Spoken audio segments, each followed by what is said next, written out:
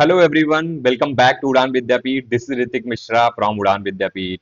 और एनटीए ने फाइनली एक एडवाइजरी जारी कर दी है 90 पेज की, जिसमें आपकी बहुत सारी इंफॉर्मेशन डायरेक्टली आपको यहाँ से मिल जाएगी।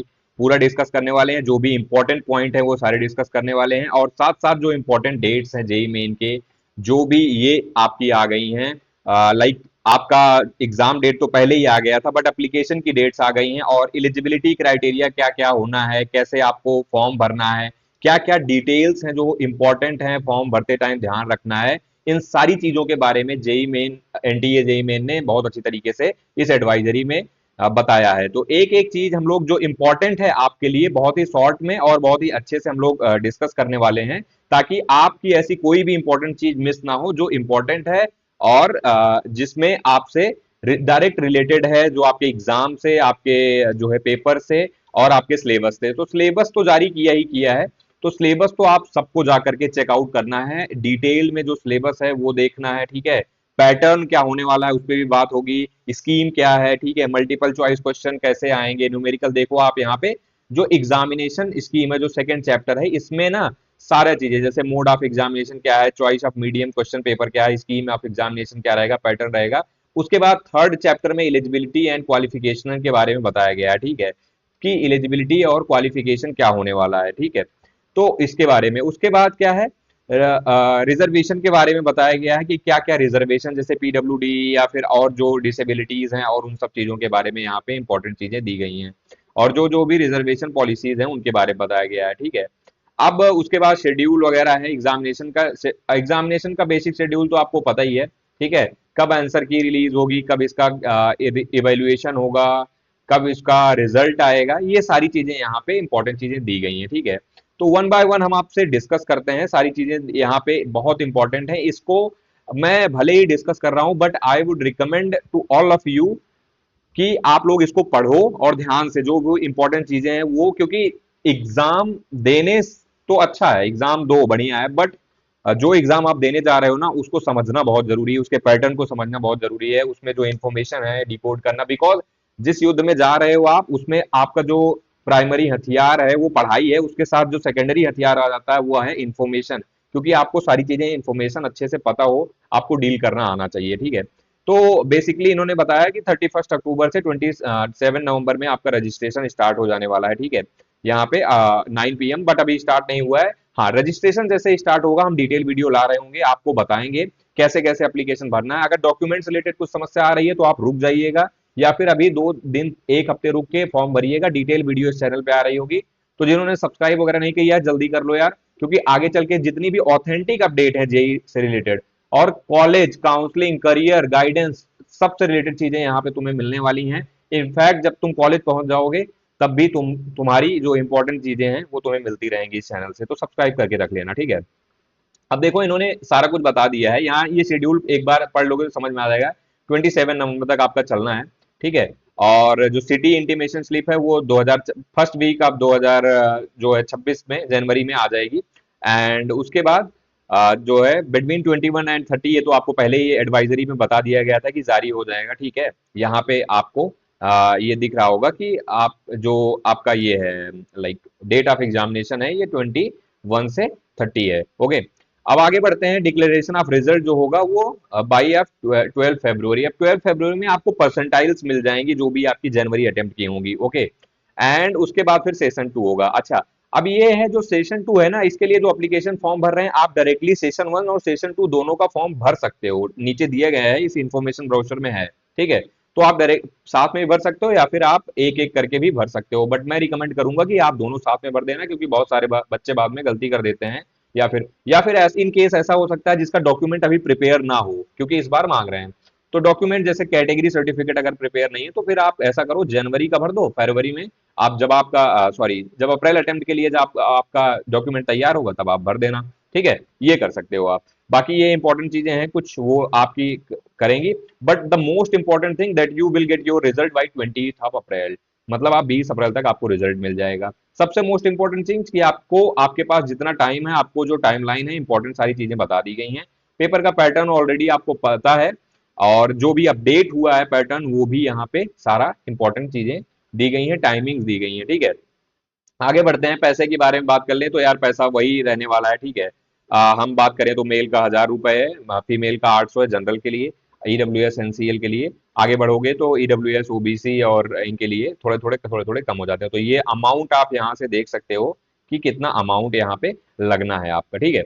आगे बढ़ते हैं, अब इंपॉर्टेंट चीजें हैं कि हाँ ये थोड़ा पढ़ लेना कि भाई आप कोई भी अगर ऐसा कुछ लाइक जो भी गलत अगर फॉर्म भर रहे हो, कुछ गलत इन्फॉर्मेशन दे रहे हो तो उसमें आपकी दिक्कत आ सकती है, ठीक है। तो रजिस्ट्रेशन फॉर्म ये जो है, ये पार्ट अभी आप चाहे तो पढ़ लो, बट इस पार्ट को हम अच्छे से कवर करने वाले हैं। जब भी आपका एप्लीकेशन फॉर्म भर के दिखाऊंगा मैं लाइव, एक एक बच्चे का फॉर्म भर के लाइव दिखाऊंगा, और उसके साथ साथ मैं जैसे इंपॉर्टेंट चीजें हैं 10 KB से 100 KB, ये सब चीजें जो आपकी फोटोग्राफ होनी चाहिए, पीडीएफ होनी चाहिए, ये सारी इंपॉर्टेंट चीजें वहां पे, और कैसे आपका फी पेमेंट होना है, ऑनलाइन होना है, कैसे होना है, ये सारी चीजें, पासवर्ड कैसे बनाना है, ये सारी चीजें मैं इंपॉर्टेंट वहां पे डिस्कस कर रहा हूँ, ठीक है।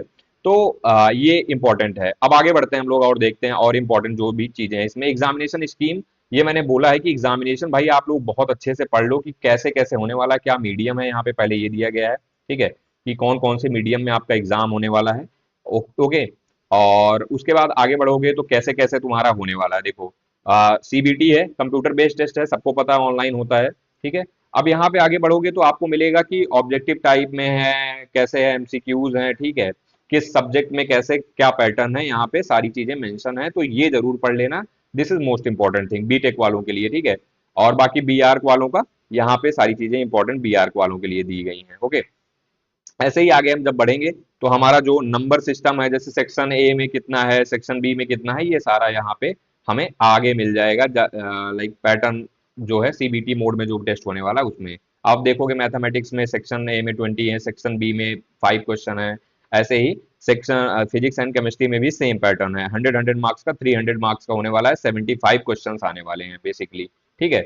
तो उस हिसाब से आपको रेडी रहना होगा कि कितने क्वेश्चन हमको करने हैं, कितने नहीं करने हैं, कितने छोड़ने हैं। माइनस मार्किंग जो होती है वो भी इंपॉर्टेंट फैक्टर प्ले करती है, बिकॉज परसेंटाइल का गेम है बॉस। आपका जो पेपर हो रहा है वो शिफ्ट्स में हो रहा है, और शिफ्ट्स में बहुत इंपॉर्टेंस होता है परसेंटाइल का, ना कि मार्क्स का।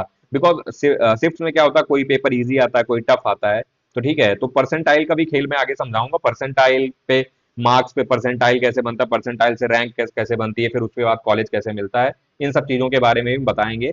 तो आप लोग यहाँ पे चैनल पे बने रहना, इंपॉर्टेंट चीजें आएंगी तभी, ऐसा नहीं तो हम हमेशा ही कुछ ना कुछ अपडेट कर रहे हैं। जो ऑथेंटिक चीजें होंगी जेई मेन एनटीए की तरफ से होंगी, वो सारी चीजें मैं आपको बताता रहूंगा, ठीक है। यहाँ पे आपकी जो फॉर्मेट होने वाला है, किस तरीके से नंबर मिलेंगे, इनकरेक्ट आंसर पे -1 होने वाला, ऑलरेडी आपको पता होगा, नहीं पता होगा तो जान लो, ठीक है। करेक्ट आंसर पे 4 मिलने वाला है, ठीक है। तो ये सारी चीजें यहाँ पे इंपॉर्टेंट दी गई हैं, ओके। एंड ये सारा पैटर्न है जो पेपर का, वो सारी चीजें यहाँ पे मेंशन्ड हैं। आगे जो मल्टीपल चॉइस क्वेश्चन है उनके बारे में बताया गया है, ओके। अब एलिजिबिलिटी एंड क्वालिफिकेशन की बात करते हैं। देखो एलिजिबिलिटी और क्वालिफिकेशन थोड़ी सी इंपॉर्टेंट है, बिकॉज इसमें बहुत सारे ऐसे एज क्राइटेरिया हैं या फिर ऐसी चीजें हैं। वो अब जैसे देखो यहाँ पे सिंपल एक चीज बहुत अच्छी दी गई है कि for appearing in JEE main 2026 क्या है, एज लिमिट कोई नहीं है, ठीक है।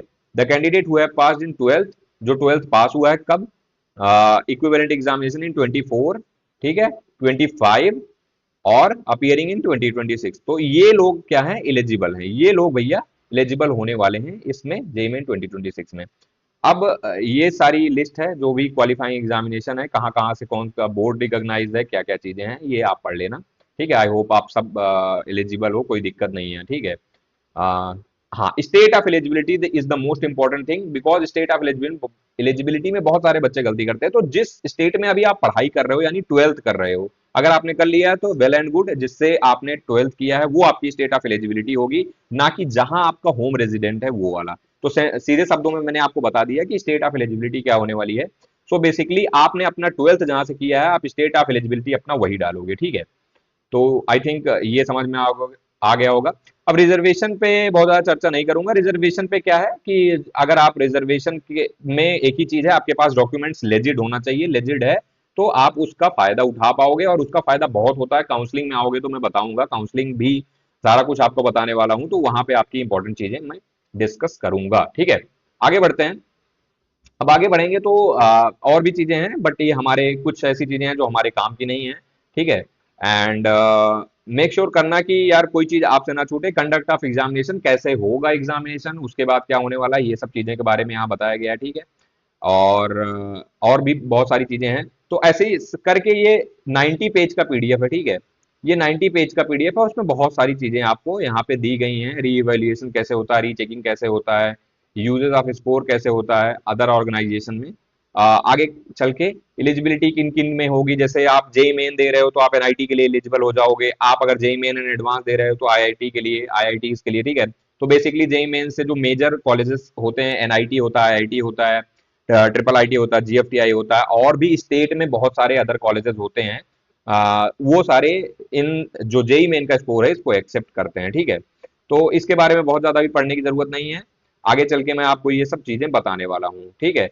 तो आई होप ये जो चीजें हैं ये आपको समझ आ गई होंगी। और हाँ, मैं कहूंगा कि भाई ये सारी चीजें आप एक बार पढ़ लेना ध्यान से, बिकॉज अगर नहीं पढ़ोगे तो गलत होने के चांसेस रहेंगे। जितना इन्फॉर्मेशन आपको रहेगी उतना ईजी रहेगा आपके लिए कोई भी चीज प्रोसीड करना, ठीक है।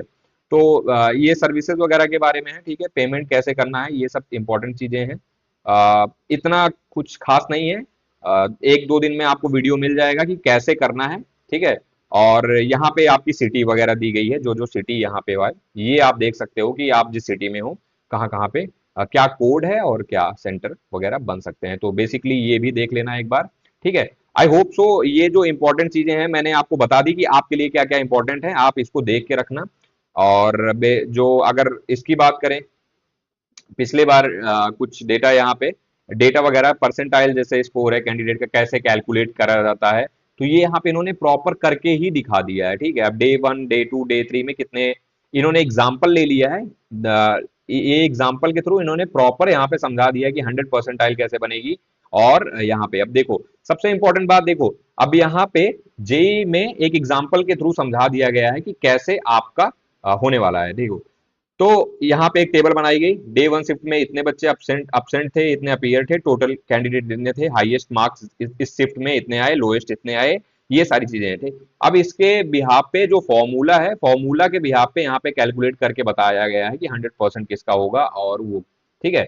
अगर ये चीज समझना है तो ये चीज मैं आपको डिटेल में भी बता रहा हूँ, एक सेपरेट छोटा सा वीडियो आ जाएगा कि कैसे कैसे ये चीजें समझाई गई हैं, ओके। अभी मैं इस पे ज्यादा चर्चा नहीं करूंगा, ठीक है। ओके।